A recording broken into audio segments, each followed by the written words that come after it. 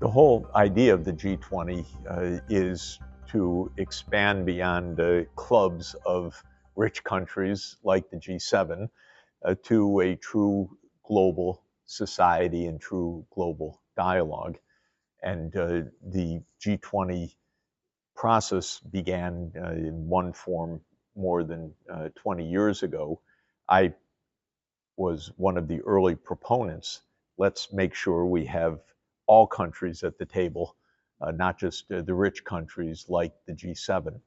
So in the early days, the G7 still dominated the process, but the world is changing very fast to a multipolar world in which it's no longer the case that the US and a few other countries dominate the world policy debate or certainly dominate even the world economy in any way. We're now in a multipolar world, and we have 4 G20s in a row led by important emerging economies. Indonesia last year, India this year, Brazil next year, South Africa the year after.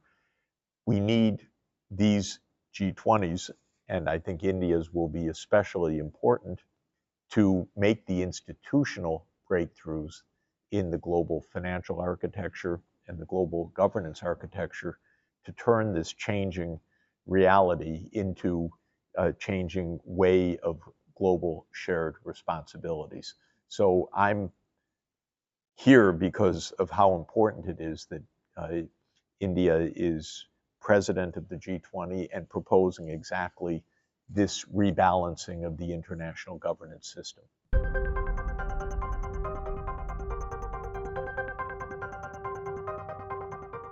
We have the technologies, especially digital technologies, that can enable countries that were lagging in economic development to make huge progress.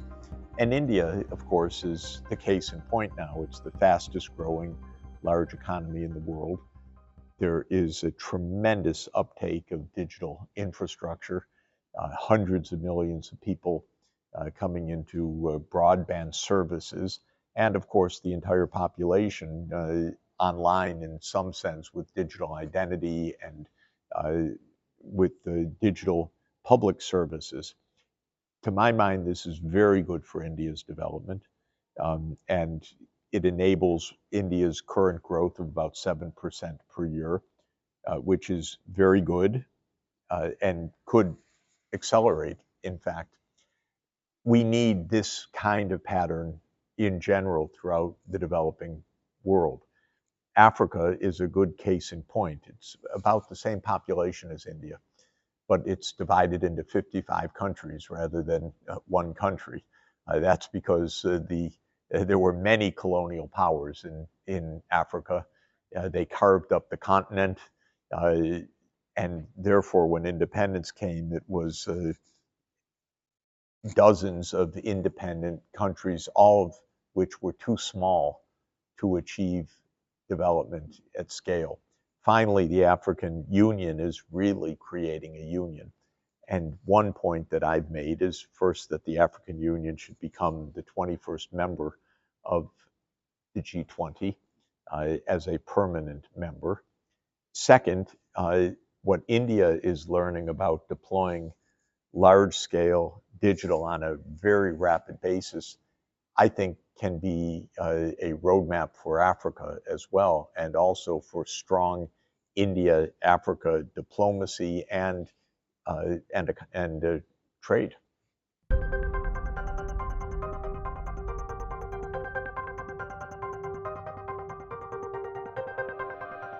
Well, remember, we have many shocks right now, so this is a very unsettling time. We have COVID, we have the financial tightening and even crisis.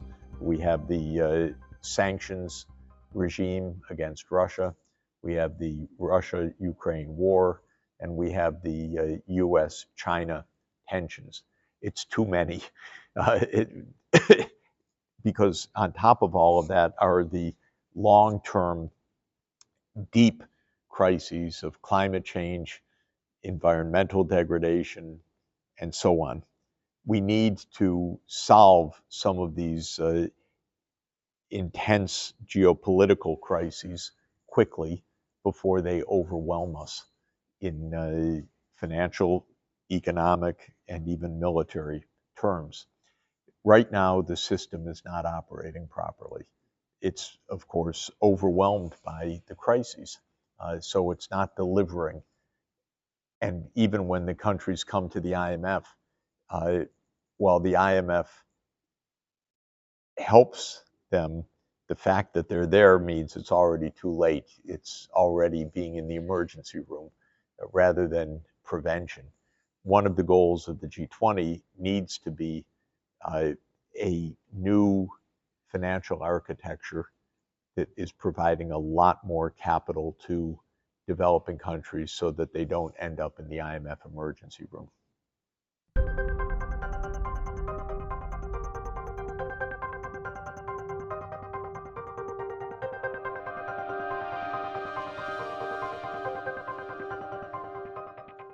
India is achieving huge progress. What we didn't know in 1998 was how the digital revolution would support that whole agenda.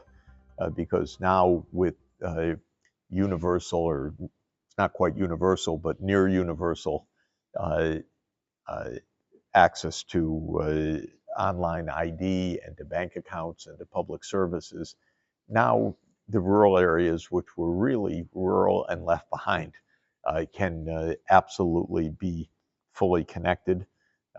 India is in the process of making significant strides in using digital for healthcare, for education, of course, for payments, for finance, for public services. Um, there's a lot of innovation taking place, not only in Indian business operations, but in science and technology across the country. So I have to feel quite good about the optimism uh, from 25 years ago and think that India is realizing this potential.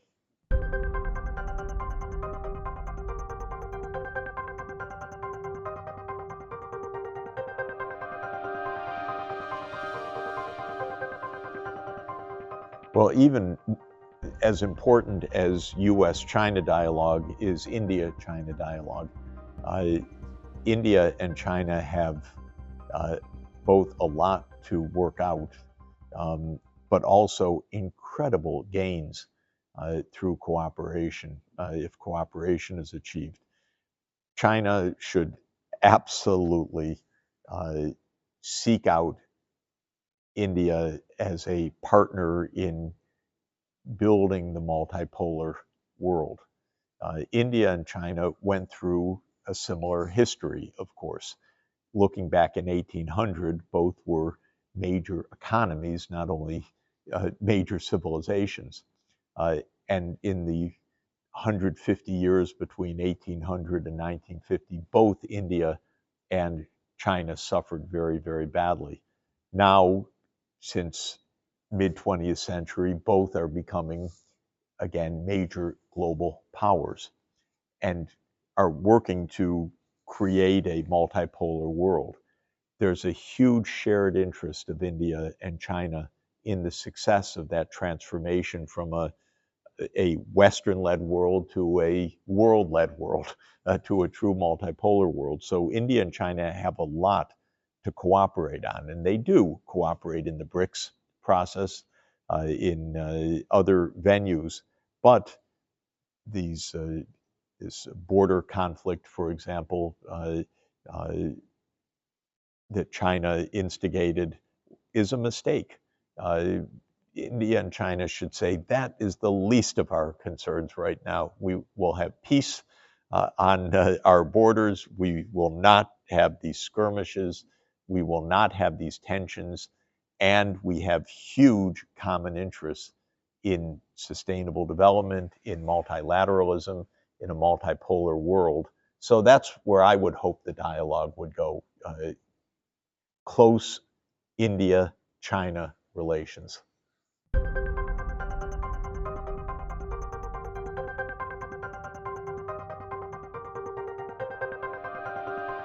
I have argued that this war resulted in part from the idea that NATO would enlarge to Russia's border. And I thought that proposal was a terrible mistake when it first was made in 2008. And the US and Europe have continued to push that idea even after President Putin said that is a red line for us. We will not and cannot accept NATO on our Ukraine border, so you have to stop. And I think that Russia is correct about that. Prudence would say, don't keep pushing this issue.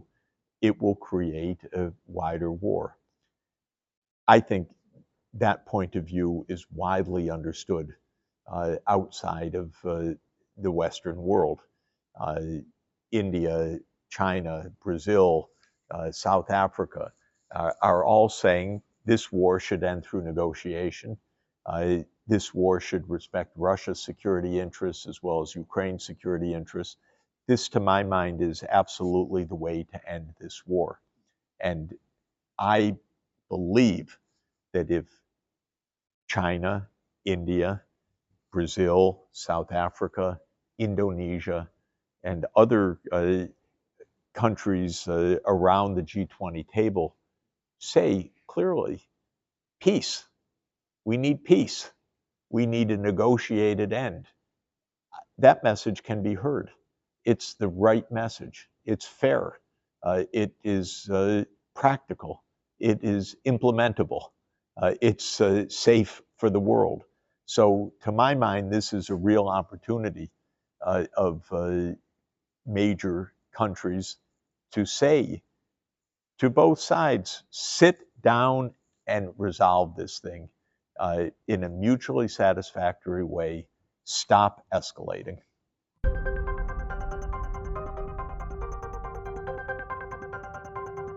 It's not the popular position in the United States. Most people don't have the experience that I have of having been involved in these issues for 30 years firsthand. So I was an advisor to President Gorbachev. I was an advisor to President Yeltsin. I was an advisor to President Kuchma of Ukraine. I was an advisor to President Yushchenko of Ukraine. I've been involved in this all along. I want all sides of this to succeed. I don't want enemies of one side or another. I really don't like the idea of banishing Russia. My whole idea of, as an advisor more than 30 years ago, was help Russia to become a normal, cooperative partner in development. That was Gorbachev's idea, and I was quite inspired by that then, and I still think it's the right idea. So I say these things, then people push back, no, that's not true. But the fact of the matter is I've seen it with my own eyes. Others may read what they do in the US press, but I have the firsthand experience.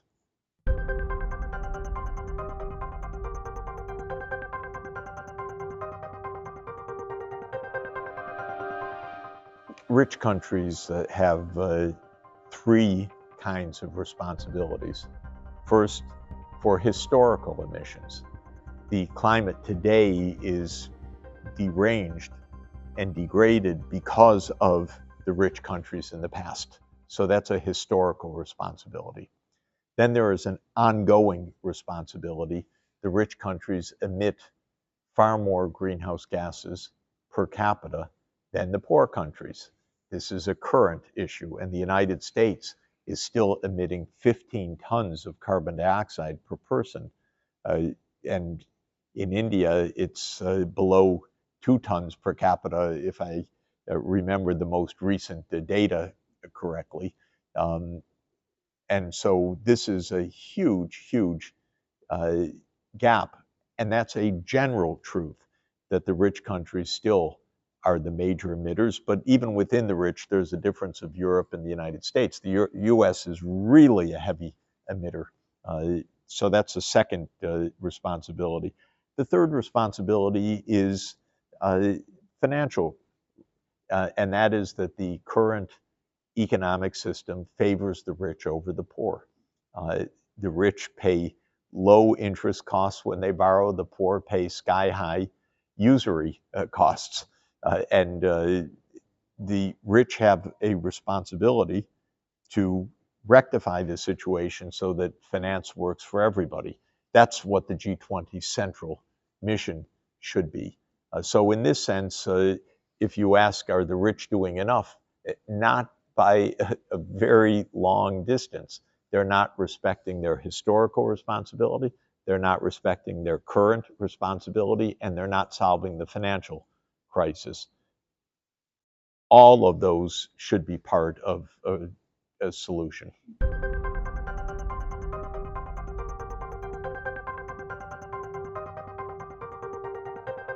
Well, India's role is basically to develop in a smart way. So India is building out electrification. There's a lot more to come. India is going to need a lot more power in the future, but it should be clean power.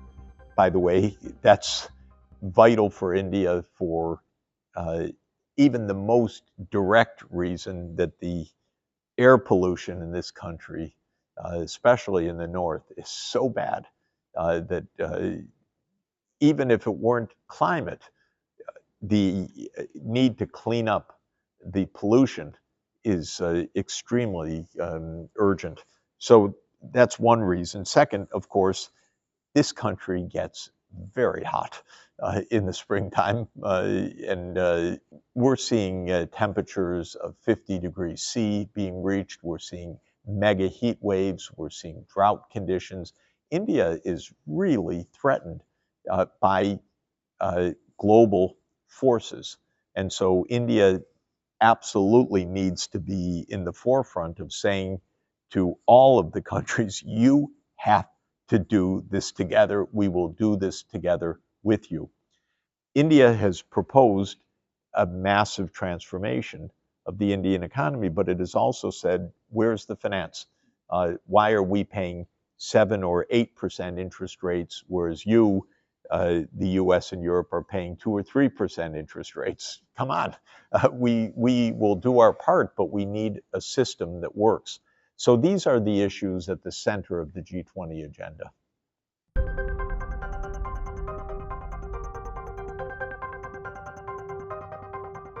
This is definitely a business-directed government in that it thinks at scale. So this government says we're going to electrify every village in the country. This government says we're going to ensure digital access for everybody. This government thinks in terms of solutions at the scale of 1.4 billion people. And that's what I meant by a business-like government that is thinking at scale, planning at scale, and it's happening.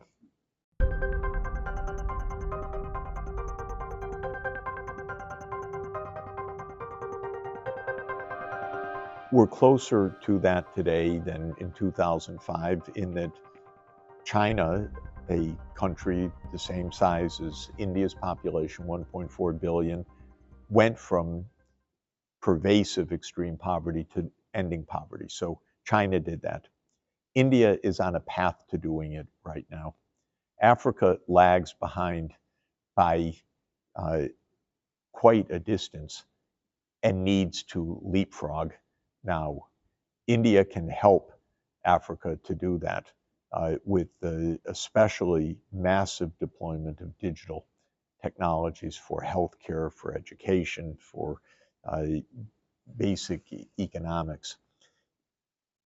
We're in worse situation than in 2005 on the environment because we've had 18 years of much too little action. So the environmental crisis is a much deeper crisis now than even 2 decades ago. Why didn't we end poverty by 2025 because the effort was not made.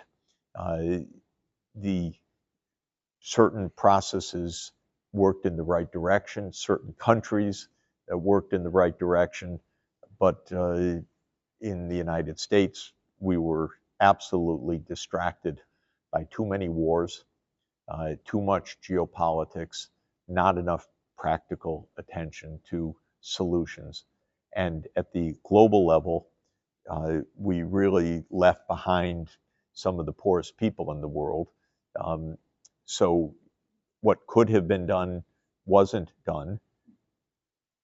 On the other hand, the goal of ending extreme poverty now is not just in my book in 2005, it was taken up by the whole world in 2015. It's SDG number 1, the first sustainable development goal, end extreme poverty. So at least we have it on the global agenda. Clearly, we even have a timeline, 2030. It's not going to be achieved by 2030, unfortunately, again, because we don't have the implementation organized properly. But I'm here today to make exactly that point to the Sherpas, that if you get organized, properly finance these strategies, then we can achieve the goals that we've set.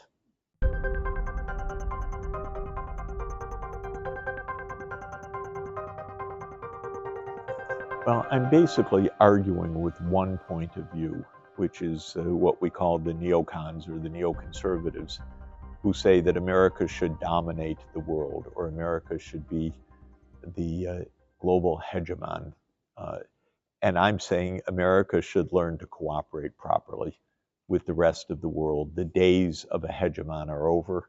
The days of the US-led world are over. They don't know that yet, but that's the reality. And so when I say these things with regard to the war in Ukraine or with regard to the US-China tensions or with regard to global finance, they're not easily accepted in Washington because the mindset in Washington is still to lead the world, but in an American way, not in a cooperative way. And this is outmoded. So it will take some time, but reality will catch up with the ideology of this neoconservatism.